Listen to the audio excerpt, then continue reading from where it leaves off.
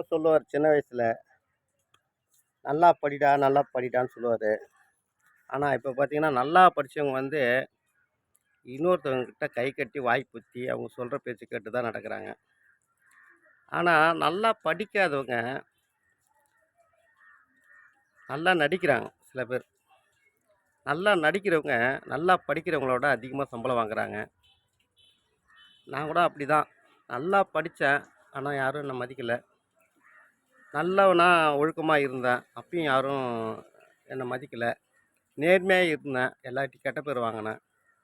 ஆனா இன்னைக்கு நல்லா நடிக்கிறேன். நல்ல பேர் வாங்குறேன், பாராட்டு வாங்குறேன், கைத்தட்டல் வாங்குறேன். மகிழ்ச்சியா இருக்குது.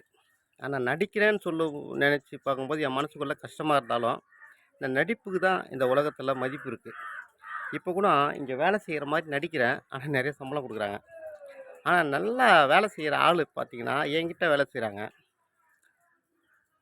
ஆனா அவங்களுக்கு மதிப்பு இல்ல. ஏன்னா அவங்க வராங்க, வேலை செய்றாங்க, சம்பளம் வாங்கிட்டு போயிடுறாங்க. ஆனா நான் வேலை செய்ற மாரி நடிக்கிறேன். வேலை எடுக்கிற மாரி நடிக்கிறேன். ஆனா நெறைய சம்பாதிக்கிறேன்.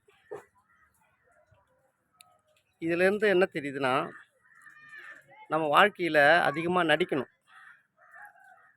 நடிச்சா மட்டும் தான் நெறைய சம்பாதிக்க முடியும். நல்ல பேரா இருந்தாலும் சரி, காசு பணமா இருந்தாலும் சரி.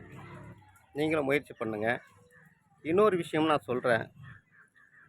மனசுக்குள்ள நீங்க ஒரு அயோக்கியனா இருக்கலாம். ஆனா எல்லார்ட்டயும் நல்லவனா நடிக்கும்போது, உங்கள எல்லாரும் நல்லவன்னு நெனைப்பாங்க. அந்த நல்லவன் அப்படின்றத நீங்க காபந்து பண்ணணும்னா, வாழ்க்கை முழுசா நடிக்கணும். அப்படி வாழ்க்கை முழுசும் நடிக்கும்போது, நீங்க ஒரு நாள் நல்லவனாவே மாறிடுவீங்க. நல்லவனா நடிக்கிறது தப்பு இல்ல. தீயவனா நடிக்கிறது தான் தப்பு. ஏன் கேட்டா, ஒரு பழக்கம் செயலா மாறும். செயல் தான் கடைசி வரைக்கும் நீடிக்கும். அந்த செயல் நம்ம பழக்கமாயிடக்கூடாது.